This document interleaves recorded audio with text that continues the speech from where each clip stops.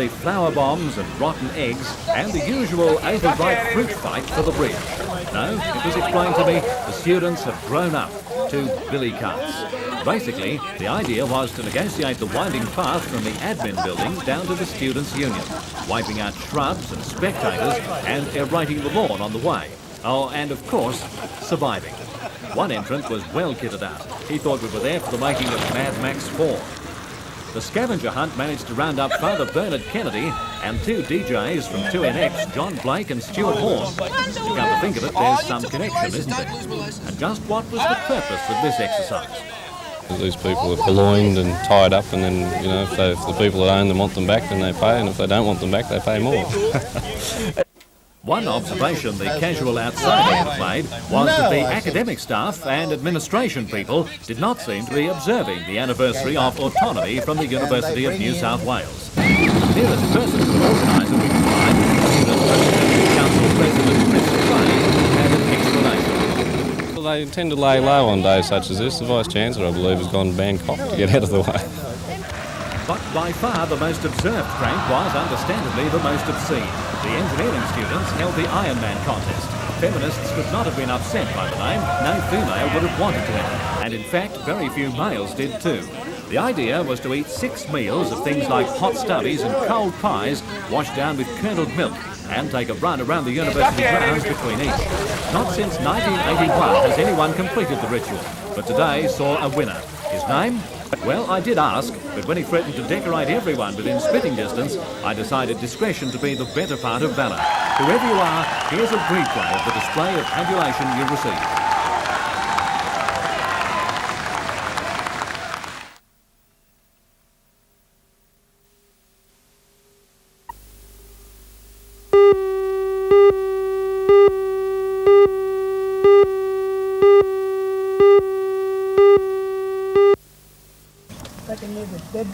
How's it going? A bowman finds his target with deadly accuracy. The Hunter Bowman Club's 2-day invitation at their East Maitland range has brought together 160 of the state's best field archers. Despite the fierce-looking weapons, it's a peaceful and surprisingly quiet sport. The bows are a bit different from Robin Hood's day, a sophisticated design of wires, wheels and weights. Careful concentration is the key, and the smallest mistake can make the difference between first and second on the point score. This weekend is also a social occasion, with many competitors spending tonight around the campfire. The winners will be announced tomorrow afternoon.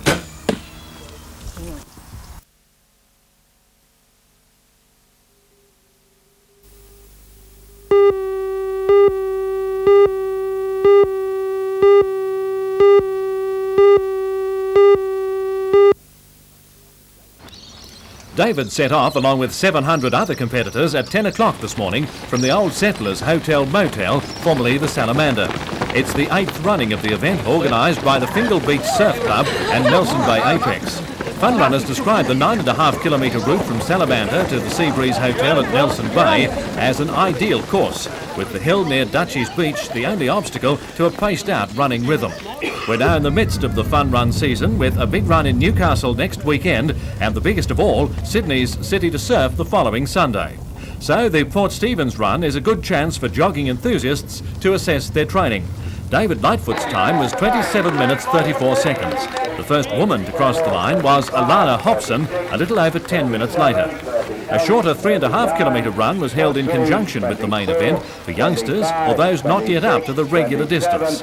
12-year-old Matthew Maxwell won in 11 minutes 15 seconds, with 11-year-old Catherine Swiles the first girl home. Proceeds from today's entry fees will be distributed to local charities.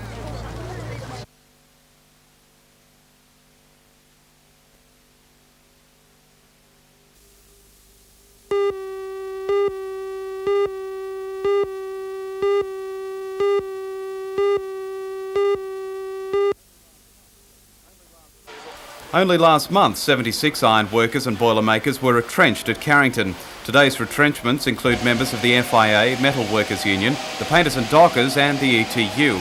Carrington Slipways says because of the present level of orders and forecast new work, the company had to reduce its permanent workforce by 30%. Despite the retrenchments, Carrington says the long-term prospects for the Slipways are excellent. But to ensure the steel division's continued viability, staff reductions were necessary. A meeting of workers will be held tomorrow at 7 o'clock to discuss the issue.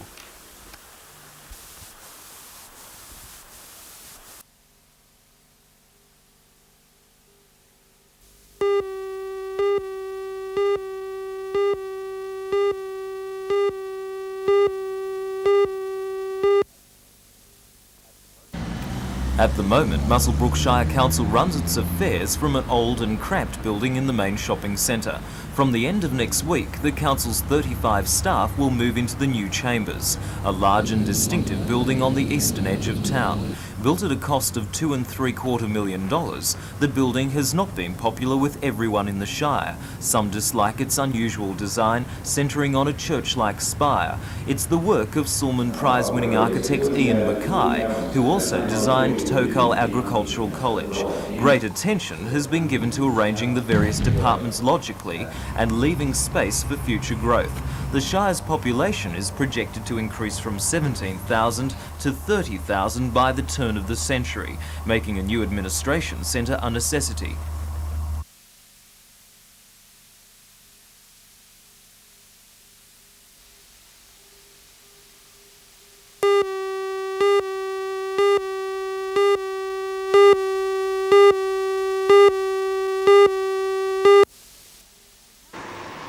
The council says the advertising signs were removed from the side of the road near Windella Estate mid-morning on Monday. At the direction of the council's senior ordnance officer, Bob Begnell, the 45 signs and 23 lengths of coloured flags were impounded and stored at the council's holding yard. He says they were taken down because the Local Government Act allows for licensed signs of this kind to be displayed only on Saturdays and Sundays. They must be removed before Monday.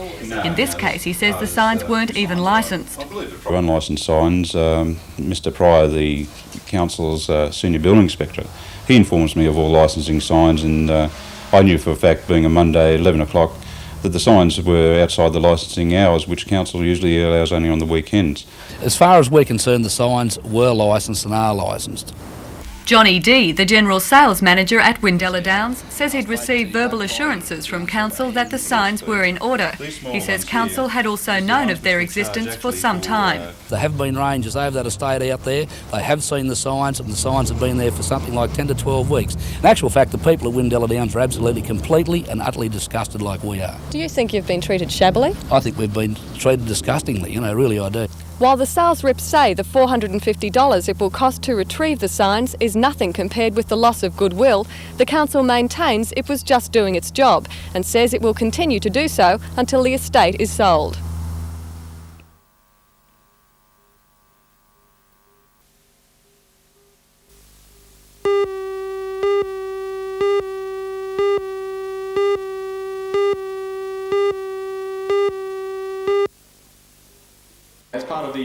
The event was organised by Radio 2NX as part of their contribution to the hype, which seems to go with royal nuptials. Breakfast team, Blakey and Stu, warbled through the morning as more than 200 nurses, shoppers and radio groupies munched through a free breakfast. There were Fergie lookalikes, complete with red hair, a bow and a smile. And who's this? Michael Blackson, the newsreader? Oh well, as you like it. And by the way, who owns those legs? Fancy dress was the order of the day, as was audience involvement. Melissa Fogarty qualified to cut the cake by bringing her marriage certificate to the occasion.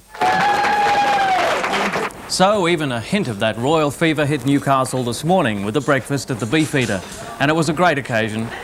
A nice warm cup of tea, or better way to start your day, and a bit of crumpet.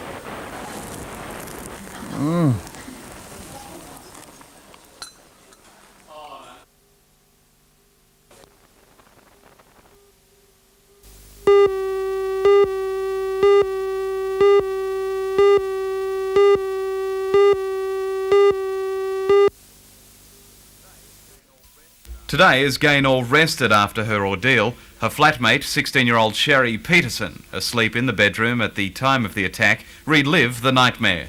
I was awakened by the scream of Gaynor. I woke up to see her, a man standing over her with a balaclava on, dark clothes.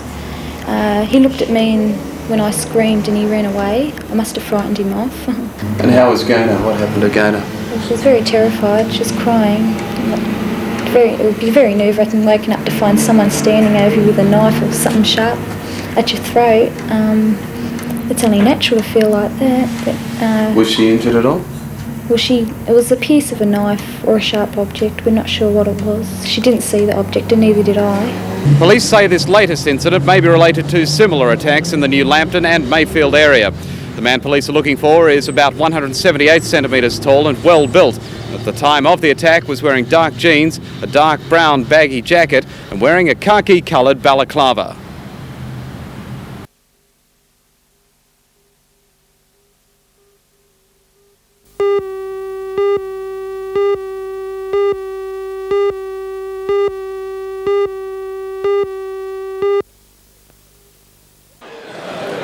The action group says it's opposed to the mine because it will come as close as 200 metres to some residences and will affect land values. The mining company, R.W. Miller, says the effect of the mine won't be known until an environmental impact statement is finalised, probably early next year. But the residents say they'll protest now, even if it means taking legal action, because it may be too late next year to stop the Ironbark mine from going ahead.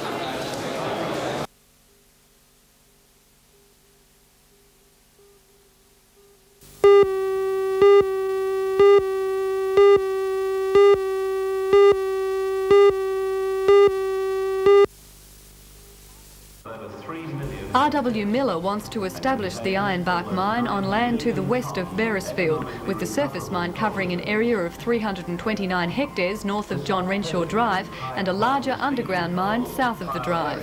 The company has owned much of the site since 1933 and says the mine could yield 2.3 million saleable tonnes of coal a year. But residents near the site have formed an action group to oppose the scheme, saying the mine will be 200 metres from some houses. Well, I believe all of Beresfield, Taro, Thornton and indeed some of Ashtonfield, that amounts to around 4,500 homes, will be affected. How many persons live in those houses, I don't know. When you bought your land, were you aware that the mine already owned a lot of that land nearby? That's one of the incongruities of buying properties. Unfortunately, when you have the title search, it only searches within your boundaries. It doesn't do anything for nearby areas at all. And indeed, most people have lived there for 20 years in the area that I'm in and didn't know that Millers owned the property either. Representatives from the mining company, including project manager Ian McLeod, attended the meeting. The company says it's endeavoured to keep the public informed about its plans, but at last night's meeting it seemed those actions had been misinterpreted.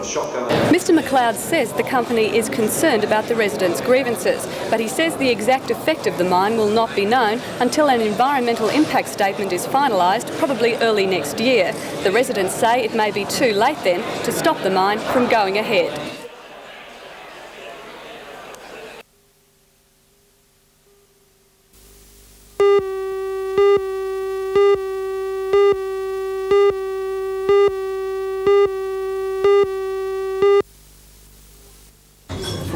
The artist Jeff Nan says he tried to blend the feel of the festival with the characteristic features of Newcastle when he designed this year's Matara poster. The red-suited cubic figure embodied the spirit of the festival, while the beach scene looking to Nobby's Lighthouse is unmistakably Newcastle. But in Nobby's, Jeff found a little more of this city than first meets the eye. I just found it an interesting phenomena that the lighthouse, in fact, resembles very much a miner's cap, in that from just about any angle you look at it, you can see a miner's cap shape in there. The poster was launched today at a function to thank the major sponsors of Matara. The sponsorship of Howard Smith Limited will enable the festival to engage the Hunter Orchestra for the concerto competition. And as evidence of their increased confidence in Matara, all sponsors pledged their continuing support in the years ahead. The poster will be distributed to arts councils and media around Australia and will be available locally through the Community Arts Centre. Matara runs from August the 30th through to September the 7th.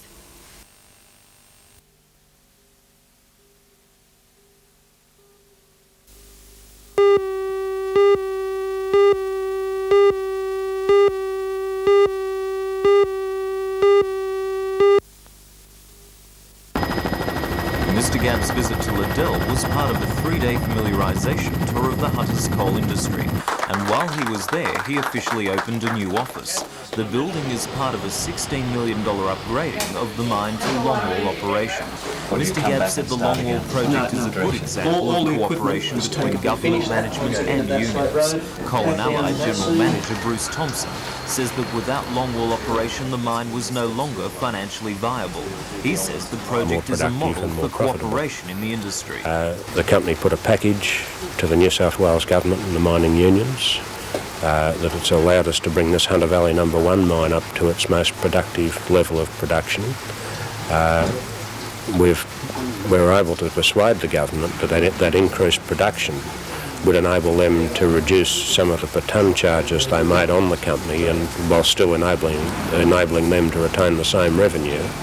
And the company then made the commitment to put the longwall into Liddell mine.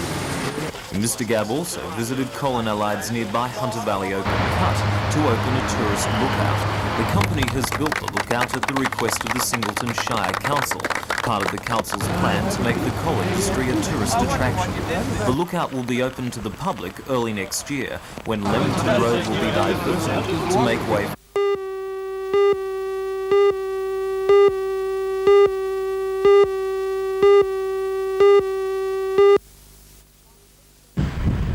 While police believe a recent spate of vandalism and theft from phone booths in Newcastle has been the work of an organised group, Telecom has long recognised that phone booths are a prime target, and since the presence of money is a major attraction, Telecom is considering removing it and introducing payment by credit card. Once we can get enough public telephones that can use credit cards, the coin boxes will have little or no money in them, and of course they'll be much less attractive to thieves to have to go to a lot of trouble just for almost nothing in them.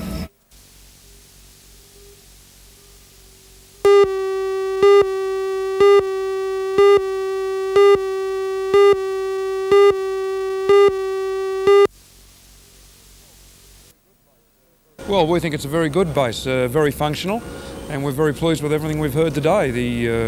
It looks as if the government made the right decision in buying this particular aircraft. It seems to be excellent. And everything that any scepticism before the aircraft actually arrived has been overcome, you'd say? Well, yes, I think so, because from what we've heard today, less maintenance problems and less expensive to maintain and run than, say, the F-16, which was its challenger, and we're very pleased with that. With the drop in the Australian dollar, that must be bad news for the Defence Forces, with a lot of spending going overseas, and especially to the United States. Well, yes, it could be, but luckily this purchase is already completed. So I'm glad that it took place before the fall in the dollar.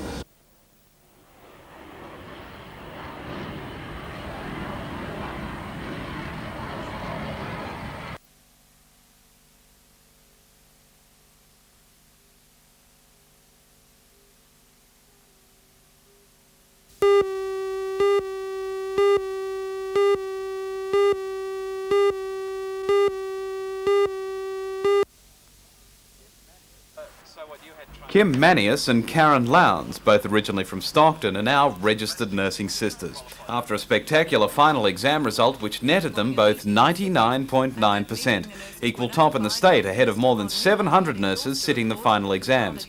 But success is not new to the talented pair.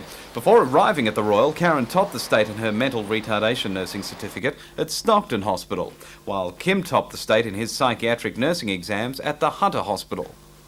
Congratulations, Kim and Karen. Karen, how does it feel to be top in the state? It's pretty surprising to find out, but it's good. I'm glad we both did it together. How did you do it? Did you copy each other's papers? We were sitting a few seats away from each other, so yeah. We tried, but it was just luck, I think.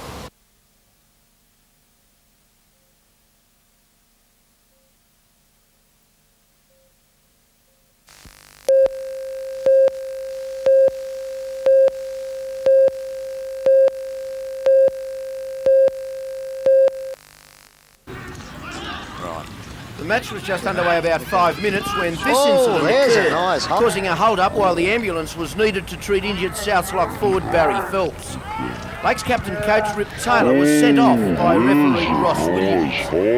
The Seagulls, already without top forwards Mark Brockenshire and Colin Mathias for the rest of the season, cannot do without Taylor's services. No, he can stand South out. led 10 points to 8 at half-time with a try apiece from South hooker Richard Jones and Lakes halfback Mick Sullivan. Through the dummy, It was a beat the seesaw tackle of second Rodney half White. with South's hot and cold, just managing to maintain their lead as Lakes scored right on the bell, but were recalled for a forward pass. Lakes halfback was man of the match with his team's 3 tries. Kicks made the difference as Lakes did score 3 tries to 2. They play Western Suburbs next week in a match that will decide the minor premiership.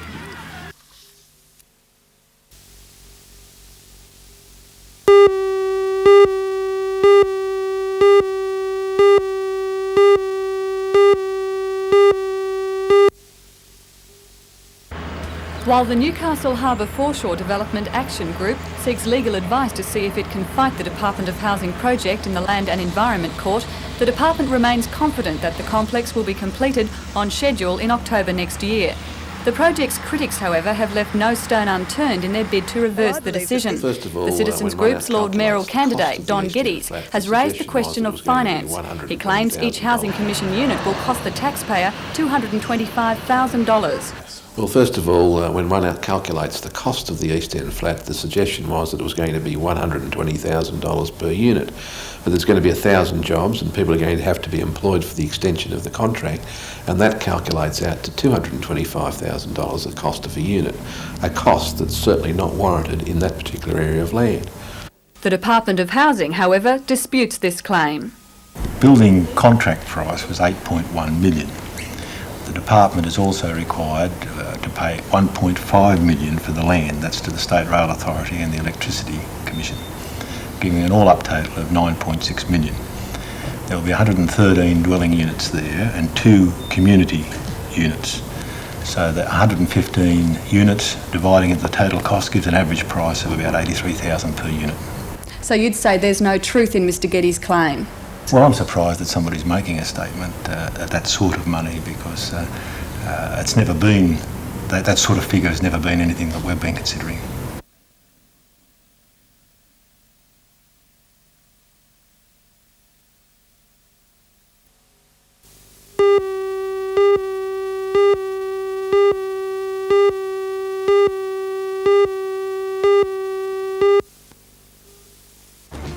Today's rally of textile workers in Maitland was the biggest demonstration since the Vietnam days. The more than 2,000 workers were protesting against an Industry Assistance Commission proposal to slash tariffs by 50%, a move that they say will mean the loss of 2,000 jobs in the Hunter alone. Join Ray Deneen and John Church for all the news tonight at 6.